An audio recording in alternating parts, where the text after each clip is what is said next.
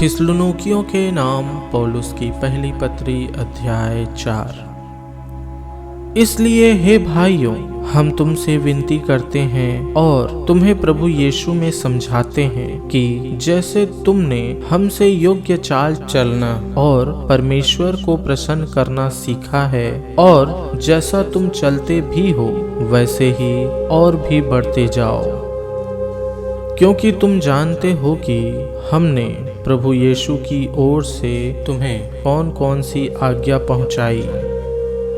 क्योंकि परमेश्वर की इच्छा यह है कि तुम पवित्र बनो, अर्थात व्यभिचार से बचे रहो, और तुम में से हर एक पवित्रता और आदर के साथ अपने पत्नी को प्राप्त करना जाने, और यह काम अभिलाषा से नहीं और न उन जातियों के समान जो परमेश्वर को नहीं जानती, कि इस बात में कोई अपने भाई को न ठगे और न उस पर दांव चलाए, क्योंकि प्रभु इन सब बातों का पलटा लेने वाला है, जैसा कि हमने पहले ही तुमसे कहा और चिताया भी था।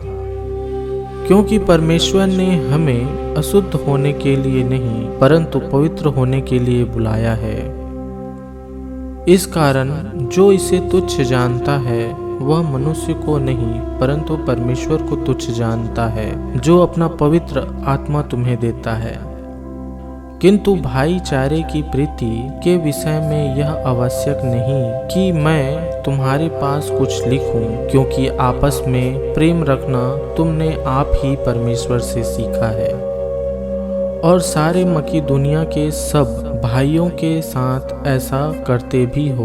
परंतु हे भाइयों, हम तुम्हें समझाते हैं कि और भी बढ़ते जाओ, और जैसी हमने तुम्हें आज्ञा दी है वैसे ही चुपचाप रहने और अपना अपना काम काज करने और अपने अपने हाथों से कमाने का प्रयत्न करो, ताकि बाहर वालों से आदर प्राप्त हो और तुम्हें किसी वस्तु की घटी न हो।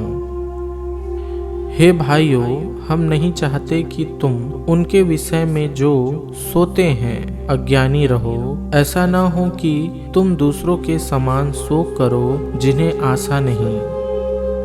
क्योंकि यदि हम विश्वास करते हैं कि यीशु मरा और जी भी उठा, तो वैसे ही परमेश्वर उन्हें भी जो यीशु में सो गए हैं उसी के साथ ले आएगा।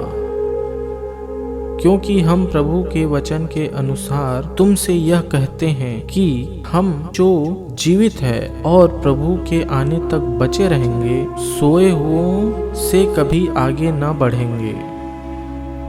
क्योंकि प्रभु आप ही स्वर्ग से उतरेगा, उस समय ललकार और प्रधान दूत का शब्द सुनाई देगा और परमेश्वर की तुरही फूकी जाएगी, और जो मसीह में मरे हैं वे पहले जी उठेंगे। तब हम जो जीवित हैं और बचे रहेंगे उनके साथ बादलों पर उठा लिए जाएंगे कि हवा में प्रभु से मिले, और इस रीति से हम सदा प्रभु के साथ रहेंगे। इस प्रकार इन बातों से एक दूसरे को शांति दिया करो।